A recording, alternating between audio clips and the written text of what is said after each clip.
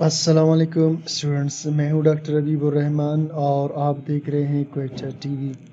Students, thermochemistry में आज हम डिस्कस करेंगे लेक्चर नंबर 7 को और इसमें हम डिस्कस करेंगे heat changes at constant pressure.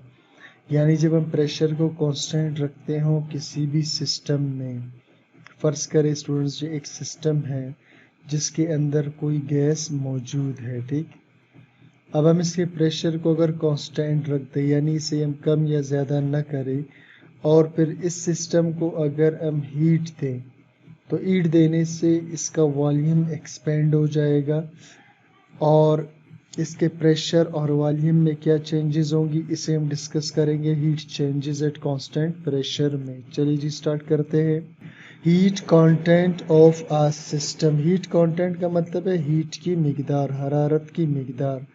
हरारत की मिकदार ऑफ आ सिस्टम, किसी सिस्टम की, इज कॉल्ड इंथैल्पी, उसे हम कहते हैं इंथैल्पी। इट इज़ डिफाइंड है और उसकी तारीफ ये है, the sum of internal energy of a system and product of pressure and volume is called enthalpy. Sum कहते हैं स्टूडेंट्स मजमूए को। अच्छा जी, मजमुआ इंटरनल एनर्जी का जिसे हम ज़ाहिर करते हैं ई से, ऑफ अ सिस्टम, किसी सिस्टम का, and product of pressure and volume, और प्रेशर और वॉल्यूम का ज़रब, इस कॉल्ड इंथैल्पी, इसे हम कहते हैं। यानी किसी सिस्टम के अंदर जो इंटरनल एनर्जी है वो और उसका जो प्रेशर और वॉल्यूम का ताल्लुक है इसे हम उसका कहते हैं इंथैल्पी, जिसे हम जाहिर करते हैं एच से, रिप्रेजेंटेड बाय, जिसे जाहिर करते हैं एच से। तो ये इसका इक्वेशन हुआ H is equal to E plus P into V. Enthalpy of a system can not be measured. किसी सिस्टम के इंथैल्पी को हम नाप नहीं सकते। Change in enthalpy can be measured. अलबत्ता तब्दीली इंथैल्पी के अंदर मालूम कर सकते हैं, जिसका इक्वेशन ये होगा कि enthalpy is equal to a final enthalpy minus initial enthalpy. यानी किसी सिस्टम का इंटरनल एनर्जी शुरू में कितना था। फ़र्ज़ करें हमारे पास एक सिस्टम था जिसे हमने हीट नहीं दिया था, इस वक्त इसका अंदर का इंथैल्पी H1 कहलाएगा। वो कितना है, और फिर चेंज आने के बाद, चेंज आने से मुराद ये है कि आपने इसे हीट कर दिया जिससे इसका वॉल्यूम एक्सपेंड हो गया, ठीक है, वॉल्यूम बढ़ गया।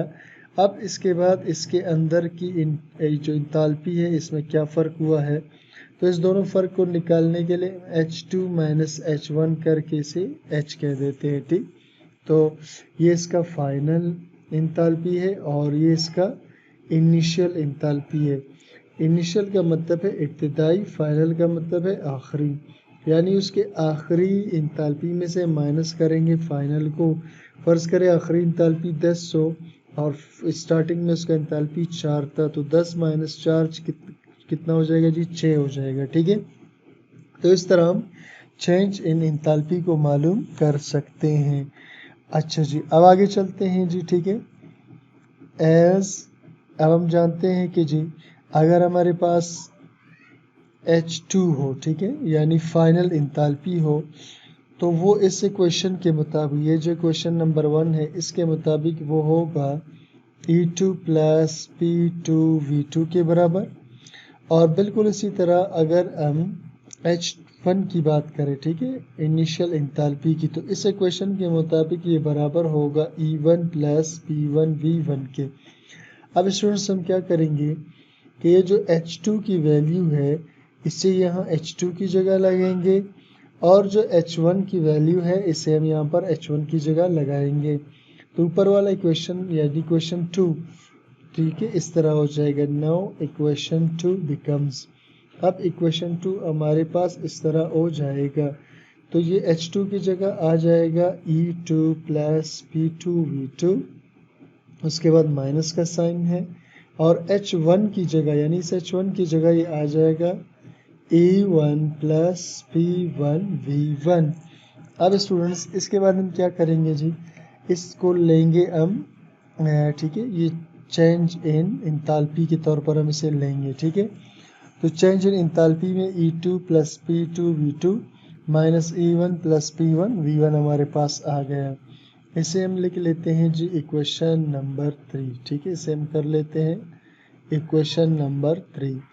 अब स्टूडेंट्स इसके बाद हम क्या करेंगे जी, ये जो इस ऊपर वाला इक्वेशन है 3, इसके अंदर E2 को हम इकट्ठा लिख लेंगे, E2 माइनस E1, इसे हमने इकट्ठा लिख लिया है। और बाकी जो वैल्यूज़ है हमारे पास उसे हम इकट्ठा कर देंगे, यानी उसके अंदर P2 और V2 और उसके बाद माइनस P1 V1, ठीक है। ये P2 V2 माइनस फिर P1 V1, इसको हमने इस दोनों को इकट्ठा कर दिया है और E1 E2 को हमने इकट्ठा कर दिया, ठीक। अब हमने इसे इकट्ठा स्टूडेंट्स क्यों किया, क्योंकि हम चेंज इन एंथैल्पी मालूम कर रहे, तो ये चेंज इन एनर्जी कहलाएगा, E2 minus E1 change in energy कहलाएगा। और ये जो दोनों स्टूडेंट्स हमारे पास ये change in pressure and volume कहलाएंगे, ये change in pressure and volume कहलाएंगे। अब students when pressure is constant, अगर हम प्रेशर को कांस्टेंट रख देंगे तो क्या होगा, देन वॉल्यूम एक्सपेंड्स, तो वॉल्यूम क्या हो जाएगा जी, वॉल्यूम एक्सपेंड हो जाएगा, यानी इसका वॉल्यूम बढ़ जाएगा। देखिए जी स्टूडेंट्स, ये डायग्राम में बना रहा हूँ, आप किसी सिस्टम को अगर हीट कर दें और प्रेशर कांस्टेंट रख दें तो फिर क्या होगा जी, उसका वॉल्यूम बढ़ना शुरू हो जाएगा, ठीक है। जब प्रेशर को आप कांस्टेंट रखते हो और हीट देते हो तो उसका वॉल्यूम क्या होगा, बढ़ेगा। और जब स्टूडेंट्स इसका वॉल्यूम बढ़ेगा तो हम कहेंगे जी इसने वर्क किया है। जब वॉल्यूम बढ़ेगा तो हम क्या कहेंगे, सिस्टम ने वर्क किया है, ठीक है। तो इसलिए स्टूडेंट्स अब हम इस इक्वेशन को यूँ भी लिख सकते हैं, ठीक है। ये जो डेल्टा H बराबर है डेल्टा E, यानी इंटरनल एनर्जी में जब चेंज आएगा तो प्रेशर वॉल्यूम, देखिए प्रेशर कांस्टेंट रखा, वॉल्यूम बढ़ गया, वर्क हुआ, तो इस डेल्टा PV को हम वर्क से भी ज़ाहिर कर सकते हैं, डेल्टा PV को हम वर्क से भी ज़ाहिर कर सकते हैं, ठीक। अब स्टूडेंट्स हम जानते हैं according to first law of thermodynamics, ठीक है, फर्स्ट लॉ ऑफ थर्मोडायनामिक्स जो हमने पीछे पढ़ा था, ठीक है, पहले दूसरे लेक्चर में। अब first law of thermodynamics students क्या था, ये था हमारे पास first law of thermodynamics, delta E is equal to Q minus W, ये हमारे पास था फर्स्ट लॉ ऑफ थर्मोडायनामिक्स। अब स्टूडेंट्स हम क्या करेंगे, ये जो फर्स्ट लॉ ऑफ थर्मोडायनामिक्स के अंदर डेल्टा E की जो वैल्यू है इसे हम उठा करके पुट करेंगे इसमें, ठीक है। तो हम क्या लिखेंगे जी, putting the value of delta E, ठीक है, इन स्टूडेंट्स हम इसको इक्वेशन का नाम देते हैं ताकि हमें आसानी हो वैल्यू पुट करने में। तो इसकी हम वैल्यू को पुट करेंगे किसके अंदर जी, इक्वेशन नंबर 4 में। तो अब इक्वेशन 4 हमारे पास क्या होगा students, delta H is equal to delta E की जगह आ गया Q माइनस W और फिर रह गया क्या चीज़ जी, प्लस W, ठीक। Minus W plus W cancel हो जाएंगे तो हमारे पास जवाब आएगा delta H is equal to Q। अब स्टूडेंट्स क्या मतलब हुआ, इसका मतलब ये हुआ, हम इधर छोटा सा P लगा देंगे, ठीक है।